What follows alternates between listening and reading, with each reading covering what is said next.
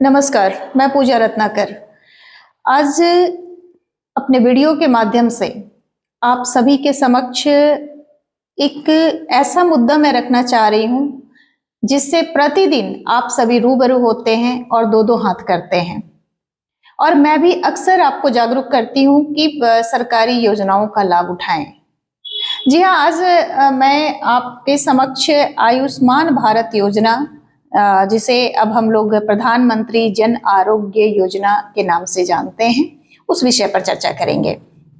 इस योजना के तहत 5 लाख तक बीमा हो जाता है और जब कुछ खास डिजीज, जो खास बीमारियां उस कार्ड के अंदर डाला हुआ है, उसके तहत अगर आप इलाज कराते हैं तो आपको किसी भी तरह की राशि खर्च करने की आवश्यकता नहीं होगी। अगर आपके पास आयुष्मान कार्ड है और उस कार्ड के तहत अगर आपका बीमारी आता है तो आपका इलाज निःशुल्क होगा। ये योजना केंद्र सरकार और राज्य सरकार दोनों के तहत देखा जाता है।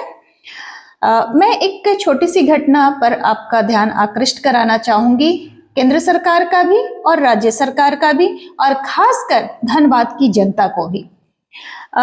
एक व्यक्ति जो झरिया के पांडे बेरा स्थान का है, शुभम निषाद नाम है उनका, और उनका कंधे का हड्डी टूट गया। वो जिम्स में गए, जिम्स हॉस्पिटल,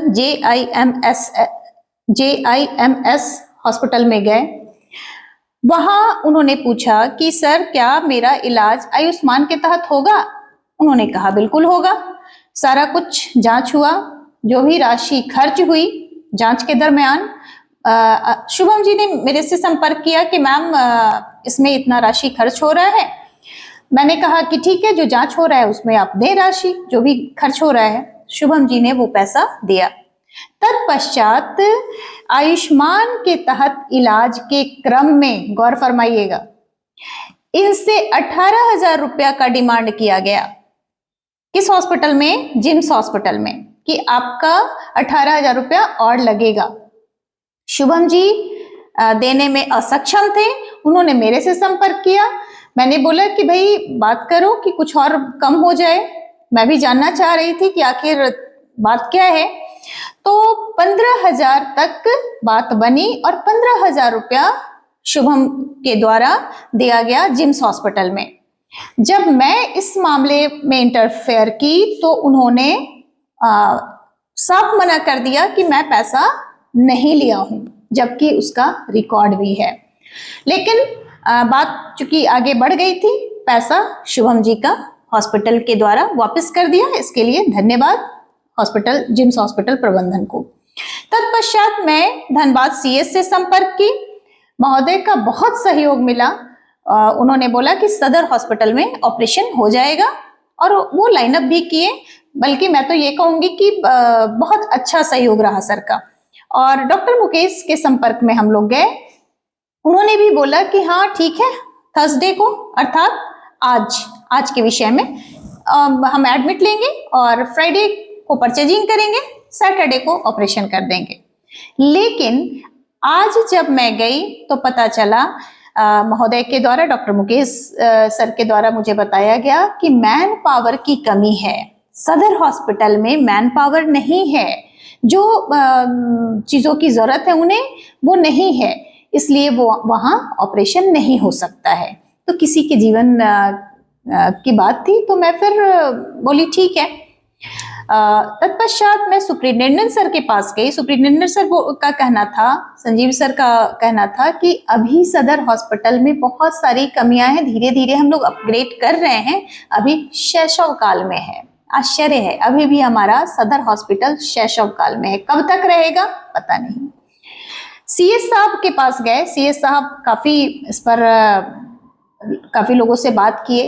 बोले कि मैडम ऐसा है, मुकेश सर के द्वारा भी यही कहा गया कि प्रगति हॉस्पिटल में आप चले जाएं, वहीं ऑपरेशन मैं ही करूंगा, वहीं ऑपरेशन हो जाएगा। प्रगति हॉस्पिटल में, प्रगति नर्सिंग होम में जाकर ऑपरेशन कराना है। CS साहब, मैं सोची भाई डॉक्टर CS सर को जानकारी देना अनिवार्य है।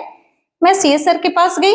सीएस साहब भी बात किए, क्या हो सकता है, थोड़ी सी मुश्किल थी, हो सकता है इस वाकई ही सदर में नहीं हो सकता था ऑपरेशन, मैं उस पर उंगली नहीं उठा सकती, डॉक्टर्स बेहतर समझ रहे होंगे।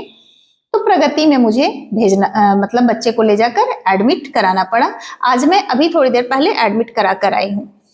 मैं इस वीडियो के माध्यम से केंद्र सरकार और राज्य सरकार से प्रश्न पूछना चाहती हूँ कि आप लोग जो गरीबों के लिए सरकारी योजनाओं का प्रतिदिन एक नया अध्याय शुरू कर रहे हैं, क्या उसका लाभ उनको मिल रहा है? बिल्कुल नहीं मिल रहा है। चाहे वो मैया सम्मान योजना हो या केंद्र सरकार का अन्य योजना है। आप सभी से आग्रह है, खासकर स्वास्थ्य मंत्री महोदय से भी मेरा आग्रह है कि सबसे पहले हॉस्पिटल जो बना रहे हैं आप, जगह जगह कॉलेज बना रहे हैं, मैन पावर बढ़ाने की आवश्यकता है महोदय। डॉक्टर्स नहीं है, स्टाफ नहीं है, नर्सिंग स्टाफ नहीं है, सफाई कर्मचारी 4th ग्रेड स्टाफ नहीं है आपका, और अपग्रेड का बात कर रहे हैं। कुछ दिन पहले डीसी महोदय, धनबाद डीसी महोदय का एक फेसबुक और ट्वीट के माध्यम से पता चला कि घुटने का ऑपरेशन सफलतापूर्वक किया गया सदर हॉस्पिटल में, जिसके लिए वो बधाई के पात्र भी हैं। लेकिन क्या इस तरह से, मतलब इतनी धीमी गति से अगर हम विकास की ओर बढ़ेंगे स्वास्थ्य जगत में, तो हमारी जो आम जनता है, हमारी जो जनता परेशान हो रही है, उनका समस्या का समाधान हो पाएगा? इस वीडियो के माध्यम से धनबाद के हर एक जनता से हमारा आग्रह है, सदर हॉस्पिटल में जाएं और विभिन्न सरकारी योजनाओं का लाभ उठाने का प्रयास करें और उन कमियों को उजागर करें।